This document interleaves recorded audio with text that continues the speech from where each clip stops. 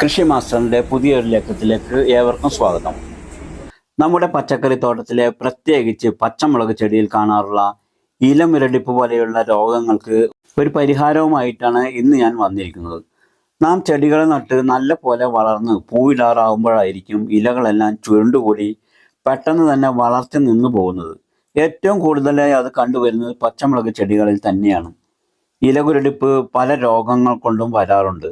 എന്നാൽ അതിന് പ്രധാന കാരണം മണ്ണ് തന്നെയാണ്.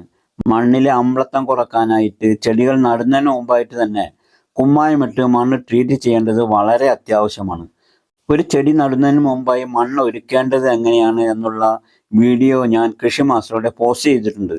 അതൊന്ന് നിങ്ങൾ കണ്ടു കഴിഞ്ഞാൽ അതുമായി ബന്ധപ്പെട്ട സംശയങ്ങൾ മാറിക്കിട്ടും. അതുപോലെ തന്നെ മുരടിപ്പ് മാറാനായി മൈക്രോ ന്യൂട്രിയൻസ് ഒക്കെ നമ്മൾ നൽകാറുണ്ട്. ഇതൊക്കെ നമ്മൾ കൊടുത്താലും മിക്കവാറും മുരടിപ്പ് അങ്ങനെ തന്നെ നിൽക്കാറുണ്ട്. അങ്ങനെയുള്ള അവസരത്തിൽ നമുക്ക് ഉപയോഗിക്കാവുന്ന ഒന്നാണ് ഹൈഡ്രജൻ പെറോക്സൈഡ്. ഹൈഡ്രജൻ പെറോക്സൈഡ് രണ്ട് വിധത്തിലുള്ളതുണ്ട്. അതിലൊന്ന് വ്യാവസായിക ആവശ്യത്തിലുള്ളതാണ്, മറ്റൊന്ന് നമ്മുടെ വീട്ടിലെ ചെറിയ ചെറിയ ആവശ്യങ്ങൾക്കുള്ളതും. ഡൊമസ്റ്റിക് ആവശ്യത്തിനുള്ള ഹൈഡ്രജൻ പെറോക്സൈഡ് മെഡിക്കൽ ഷോപ്പുകളിൽ നിന്നും നമുക്ക് വാങ്ങിക്കാൻ കിട്ടും.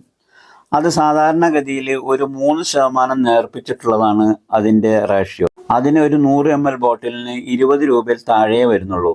ആ ഒരു ബോട്ടിലാണ് നമുക്ക് കൃഷി ആവശ്യത്തിന് ഉപയോഗിക്കേണ്ടത്. ഇതാണ് ഹൈഡ്രജൻ പെറോക്സൈഡ്. ഇത് വീര്യം കുറഞ്ഞതാണ്. ഇനി ഇത് എങ്ങനെയാണ് മുരടിപ്പ് വന്ന ചെടികളിൽ ഉപയോഗിക്കേണ്ടത് എന്ന് പറയാം.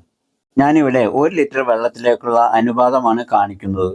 നിങ്ങൾ എത്രയാണോ എടുക്കുന്നത് അതിൻ്റെ റേഷ്യോ അനുസരിച്ച് കൂട്ടിയും കുറച്ചും എടുക്കാം. അതിനായി ഒരു സ്പ്രേ ബോട്ടിലിലേക്ക് 1 ലിറ്റർ വെള്ളം ഞാൻ ഒഴിച്ചു കൊടുക്കുന്നുണ്ട്. ഇനി ഈ വെള്ളത്തിലേക്ക് 3 ml, 1 ലിറ്റർ വെള്ളത്തിലേക്ക് 3 ml ഹൈഡ്രജൻ പെറോക്സൈഡ് എടുത്ത് മിക്സ് ചെയ്തിട്ട് വേണം ഇത് ഉപയോഗിക്കാനായിട്ട്. ചെടികളുടെ കുരുടിപ്പിന് മാത്രമല്ല ഇത് കൃഷിയിൽ ഉപയോഗിക്കാറ്. നാം വിത്തുകൾ നടുന്നതിന് മുമ്പായി ഹൈഡ്രജൻ പെറോക്സൈഡ് ലായനിയിൽ 5 മിനിറ്റ് നേരം വിത്തുകൾ ഇട്ട് വെച്ചതിന് ശേഷം മുളപ്പിച്ചാൽ എല്ലാം നല്ല കരുത്തായി മുളച്ചു വരും. ഇത് നമ്മൾ മണ്ണിലും ഇലകളിലും ഒക്കെ സ്പ്രേ ചെയ്ത് കൊടുക്കുമ്പോൾ മണ്ണിലും വേരുകളിലും കാണുന്ന അക്രമകാരികളായ കീടങ്ങളെ നശിപ്പിച്ച് വേരുകൾക്ക് നല്ല ദൃഢത നൽകുകയും അതുപ്രകാരം ചെടികൾ പഴയതിലും നല്ല ഗ്രോത്തായി വളരുകയും ചെയ്യും.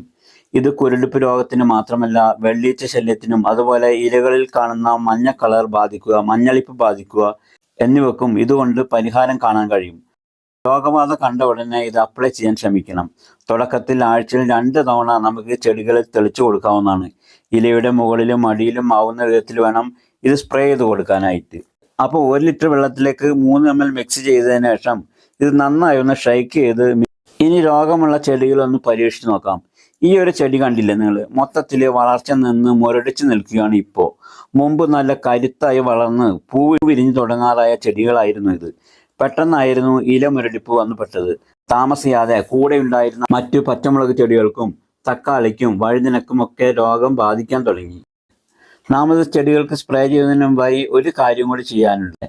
ചെടികളിൽ മുരടിച്ച് നിൽക്കുന്ന ഇലകളും ചെറിയ ചെറിയ ബ്രാഞ്ചുകളുടെ അഗ്രവും ഒക്കെ ഒന്ന് കട്ട് ചെയ്ത് കളയണം. ഇനി നാം തയ്യാറാക്കി വെച്ച കീടനാശിനി ചെടികളുടെ ഇലയിലും തണ്ടിലും ചെടി നിൽക്കുന്ന മണ്ണിലും ഒക്കെ നല്ല പോലെ സ്പ്രേ ചെയ്ത് കൊടുത്തോളൂ. അതിനുശേഷം ഒരു പ്ലാസ്റ്റിക് കവർ കൊണ്ട് ഇതേപോലെ ഒന്ന് കവർ ചെയ്ത് വെക്കുക. ഇത് 2 ദിവസം അങ്ങനെ തന്നെ ഇരിക്കട്ടെ. 2 ദിവസം കഴിയുമ്പോൾ പ്ലാസ്റ്റിക് കവർ എടുത്ത് മാറ്റാവുന്നതാണ്. അങ്ങനെ ഒരാഴ്ച കഴിയുമ്പോൾ തന്നെ നമുക്ക് കാണാൻ പറ്റും വെട്ടിമാറ്റിയ അഗ്രത്തിൽ നിന്നും നിറയെ പുതിയ പുതിയ ബ്രാഞ്ചുകളും ഇലകളും ഉണ്ടായി വരുന്നത്. ഞാൻ ഒരെണ്ണത്തിൽ പരീക്ഷിച്ച് വിജയം കണ്ടതിന് ശേഷമാണ് മറ്റ് കുരുടിപ്പ് ബാധിച്ച ചെടികൾക്കെല്ലാം ഇതേപോലെ ചെയ്തത്. ഇതോടൊപ്പം ഒരു കാര്യം പ്രത്യേകം ഓർമ്മപ്പെടുത്തട്ടെ. ഈ ഒരു ഹൈഡ്രജൻ പെറോക്സൈഡ് ലായനി കൊണ്ട് 100% സക്സസ് ആണ് എന്ന് ഞാൻ ഒരിക്കലും പറയില്ല. കാരണം ഒരിക്കൽ കുരുടിപ്പ് വന്നു കഴിഞ്ഞാൽ പിന്നെ അത് രോഗം വരാത്ത ചെടികളെ പോലെ കരുത്തായൊന്നും വളരില്ല. പക്ഷേ നശിച്ചു പോകുന്ന ഒരു പച്ചമുളക് ചെടിയെ രക്ഷിച്ചെടുക്കാൻ നമുക്ക് ഇതുകൊണ്ട് കഴിയും എന്നത് ഉറപ്പാണ്. അത് തീർച്ചയാണ്.